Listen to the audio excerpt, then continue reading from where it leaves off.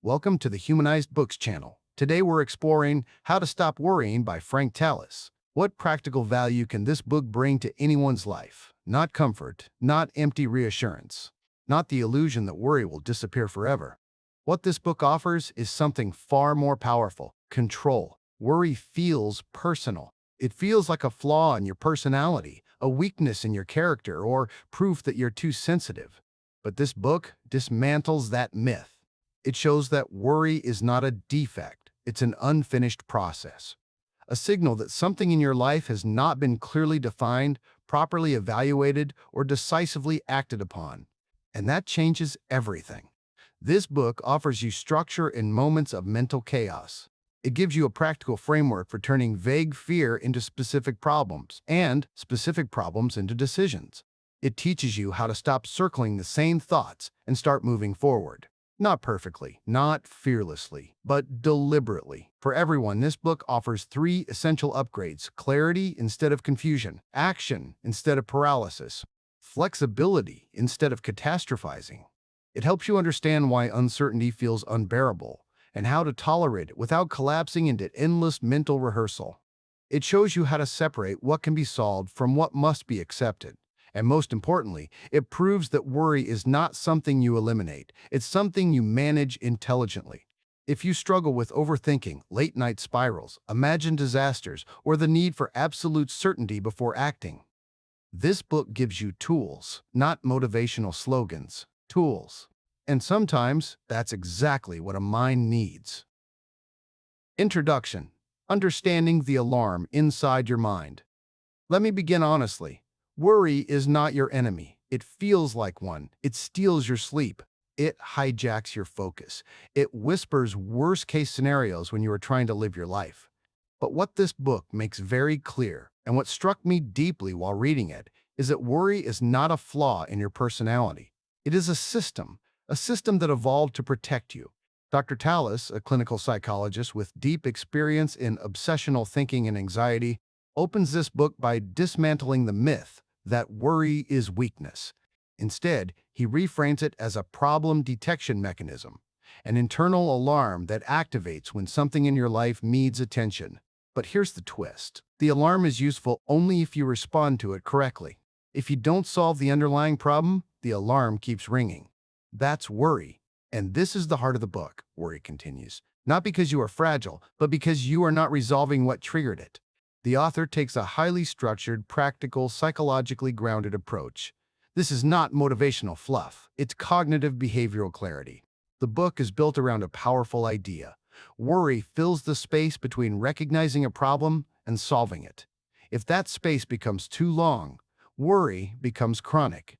What makes this book strong is that it does not treat worry as an illness to suppress. It treats it as a skill problem. Specifically, you haven't been trained properly in structured problem solving, and most people haven't. This book is divided into 6 major chapters. 1. What is worry? 2. Preparing to solve your problems. 3. The problem-solving package. 4. Problem-solving in action. 5. Coping with setbacks. 6. When the worry won't stop. We now begin with Chapter 1. What is worry? The book opens with a simple domestic scenario. Janet waiting for Bob. He is late. Nothing dramatic has happened yet. But inside her mind, a story begins forming. He didn't text. He didn't call. Maybe something happened. Maybe an accident. Maybe a hospital call is coming. This is catastrophizing, a key term.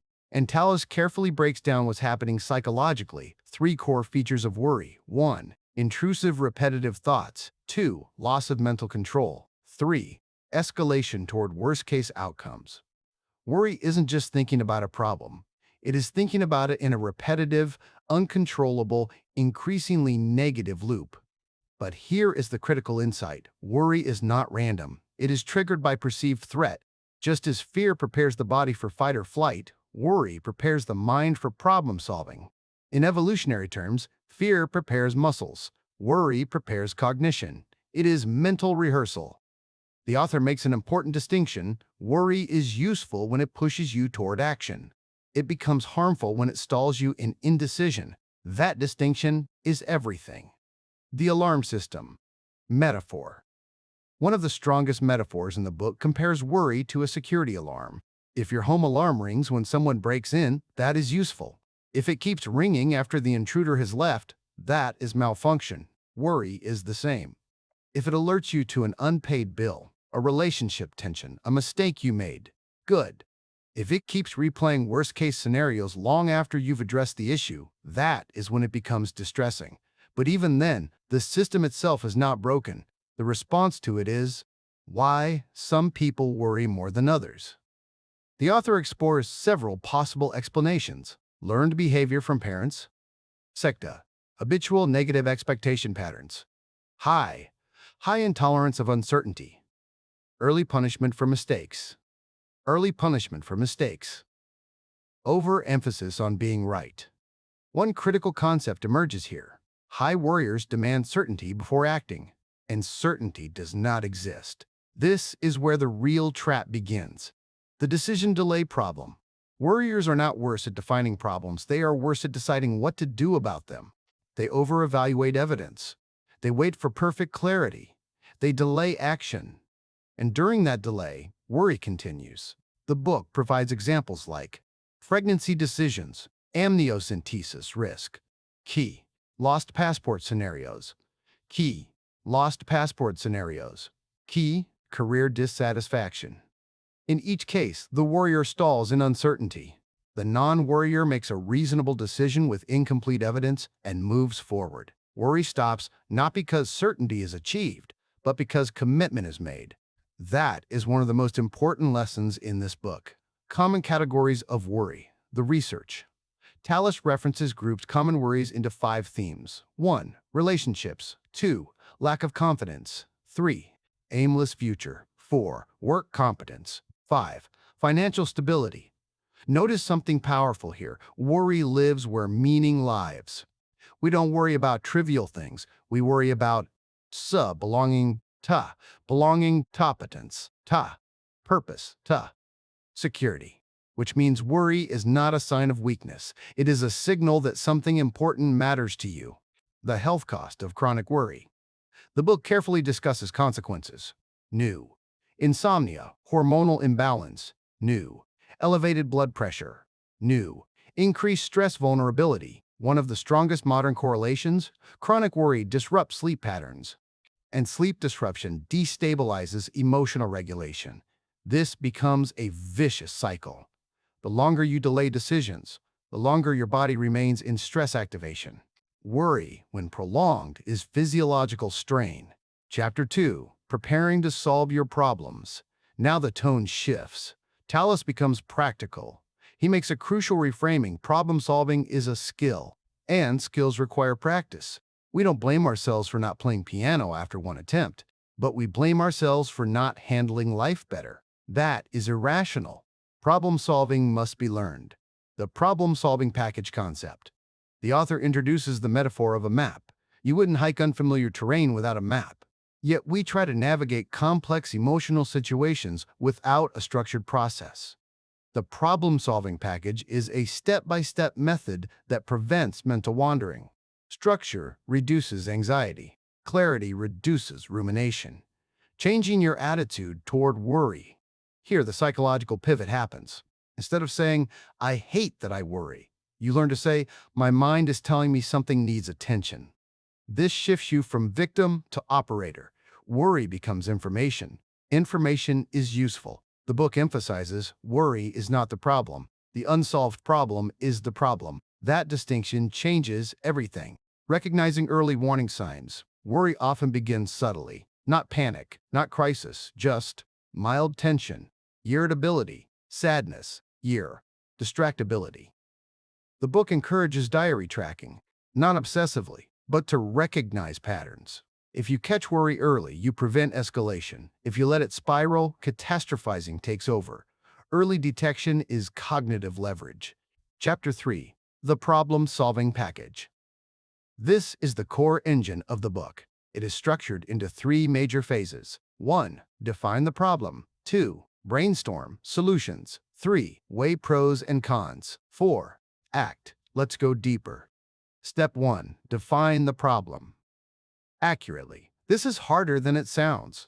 Often we define the symptom, not the cause.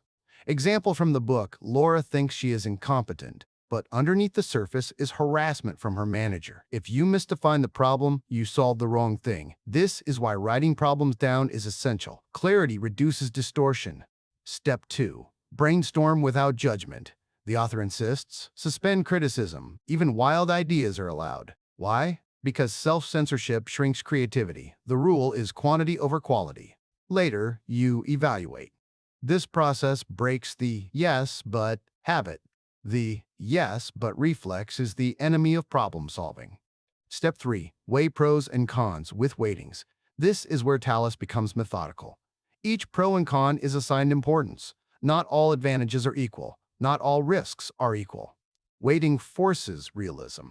It externalizes your thinking, and when thoughts leave your head and land on paper, emotional charge reduces. Decision-making becomes visible, and visible decisions reduce uncertainty, and reduced uncertainty reduces worry. The big psychological mechanism. Here's what the book demonstrates implicitly. Worry feeds on vagueness. Clarity starves it. The moment you define a problem precisely, generate options, evaluate realistically, commit to action, the mental loop breaks. Even before success happens, worry drops, because commitment replaces uncertainty. Chapter 4. Problem Solving in Action. This chapter is where the method stops being abstract and becomes operational, because here's the truth: understanding worry does not stop it. Using the structure stops it. Dr. Tallis makes something very clear at this stage. Most people fail not because they don't know what to do, but because they do not consistently apply the full process. They define vaguely. They brainstorm lazily. They weigh emotionally, not rationally. They delay acting. And then they say, problem solving doesn't work for me. It works, but only if you work it. From paper to reality. The author walks us through what actually happens when someone begins applying the package. Let's look at what changes psychologically when the steps are followed properly. 1. Writing the problem down creates separation. The problem leaves your head and becomes an object. This is powerful. When a problem stays internal, it feels infinite. When it's written down, it has boundaries. Boundaries reduce fear. 2. Brainstorming restores agency. Worry makes you feel passive. Brainstorming forces active generation. Even if half the ideas are unrealistic, something shifts internally. You are no longer trapped. You are generating movement. 3. Weighing pros and cons reduces emotional distortion. Worry exaggerates consequences. But when you assign weightings, especially numerical ones, you are forced to calibrate. Is this really catastrophic, or is it uncomfortable? Many disasters shrink when examined rationally. 4. Acting interrupts the worry loop. This is the turning point. The moment you commit to a decision, uncertainty drops. Not because the outcome is guaranteed, but because you have stopped circling. Worry feeds on circling. It weakens when direction appears. The emotional shift during action. One of the strongest psychological insights in this chapter is subtle but powerful. Worry decreases not after success, but after commitment. You don't have to solve everything perfectly. You just have to move. This is critical. Many warriors believe, I'll feel better when this is completely resolved. No, you'll feel better when you've decided what to do. That decision may not remove all discomfort, but it removes paralysis when the solution is imperfect. Tallis also addresses something realistic. Sometimes you choose a plan and it doesn't work perfectly. That doesn't mean the method failed. It means problem solving is iterative. If plan A doesn't work, you return to the brainstorming list. This is why multiple options are important. One path blocked does not mean dead end. Worriers tend to interpret setbacks as global failure. Problem solvers interpret them as course correction. That difference is everything. Chapter 5. Coping with Setbacks. This chapter is psychologically mature, because here the author acknowledges something essential: life does not cooperate. Even when you apply structure, things can go wrong. And when they do, worry tries to re-enter aggressively. The danger here is relapse into catastrophizing, the setback trap. When a plan fails, the worrier thinks, I knew it. I should never have tried. Everything is falling apart. Notice what's happening. One failed attempt becomes global evidence of incompetence. This is called overgeneralization, and it feeds the old cycle. Tallis emphasizes that setbacks are not signals to abandon problem solving, they are signals to refine it. Emotional regulation. During setbacks. This chapter introduces a critical idea. Before you re-enter problem solving, calm yourself. If you are overwhelmed, you cannot think clearly. This connects back to Chapter 2, preparation. When emotions spike, delay analysis. Avoid rash decisions. Use distraction temporarily. Return when calm. Worry in high emotional states becomes distorted. Calm thinking produces better strategies. Separating what you can and cannot control. This is where the book becomes quietly philosophical. Some problems cannot be changed. For example, a necessary medical procedure, past mistakes, other people's choices. In such cases, problem-solving shifts from changing the situation to managing your response. This is crucial. Worry often persists because we are trying to solve the unsolvable. The author gently encourages acceptance where action is impossible. Acceptance reduces futile rumination. The real skill, flexibility. The mature problem solver is not rigid. They are adaptable. If new information appears, reassess. If circumstances shift, adjust. But do not return to helplessness. Worry thrives in rigidity. It weakens in flexibility. Chapter 6. When the worry won't stop. This is the most important chapter for chronic worriers, because here the author addresses the reality that sometimes, even after problem solving, worry persists. Why? Two major reasons. 1. The problem is imaginary or highly improbable. 2. The worry has become habitual. Let's break this down. Imagined catastrophes. Some worries are based on very unlikely scenarios. For example, sudden death from minor symptoms. Being fired without evidence, relationship collapse without cause. Here, the mind is rehearsing disasters without concrete triggers. In such cases, problem solving is not enough. The issue becomes cognitive distortion. The book advises challenging probability. Ask, how likely is this? What evidence supports this fear? What evidence contradicts it? This shifts the brain from emotional prediction to rational evaluation. Health worries. Tallis briefly touches on hypochondriacal concerns. When worry focuses excessively on illness, it may overlap with anxiety disorders. In these cases, reassurance seeking becomes compulsive. Repeated checking does not reduce worry long-term. It reinforces it. Here, reducing reassurance behavior becomes key. Scheduled worry. One of the most practical tools introduced is this: designate a worry period. Instead of fighting worry all day, schedule 20 to 30 minutes to think about concerns deliberately. If worries arise during the day, write them down and postpone them. This technique does two things. 1. Reduces intrusion during productive hours. 2. Trains the brain that worry is controllable. Many chronic worriers discover something surprising. When scheduled time arrives, the urgency has faded. This proves something powerful. Worry intensity is often moment-driven, not reality-driven. Breaking the habit loop, at this stage, worry may have become automatic, like a reflex. The key becomes interruption. When a worry thought appears, label it, I am worrying. Not, this is real danger. This creates cognitive distance. Distance weakens identification. And identification is what makes worry convincing. The core message of the final chapter. You are not powerless. Worry feels uncontrollable, but it is not. It persists because, problems are misdefined. Decisions are delayed. Certainty is demanded. Catastrophizing is unchecked. Action is postponed. Correct those, and worry decreases. Not disappears entirely, but decreases dramatically. Human Books Reflective Synthesis. What this book taught me, and what stands out clearly after reading it deeply, is that worry is not a sign of fragility. It is a signal of unfinished business. The more we avoid clarity, the louder the signal becomes. The more we demand certainty, the longer we stall. The more we delay action, the more we suffer. This book does not promise emotional bliss. It offers something more valuable: cognitive discipline. It teaches you how to define precisely, think expansively, evaluate realistically, Evaluate realistically. Adjust flexibly. And that sequence changes the emotional outcome. The most powerful idea in the entire book can be distilled into one sentence. Worry is prolonged uncertainty, and uncertainty shrinks when you choose. That's it for today. Summary. If this book gave you clarity, take a moment to reflect before moving on. Real change starts with understanding, not speed. If you want more thoughtful breakdowns like this, subscribe to the channel. Until next time, read deeply, think clearly, and take responsibility for your direction.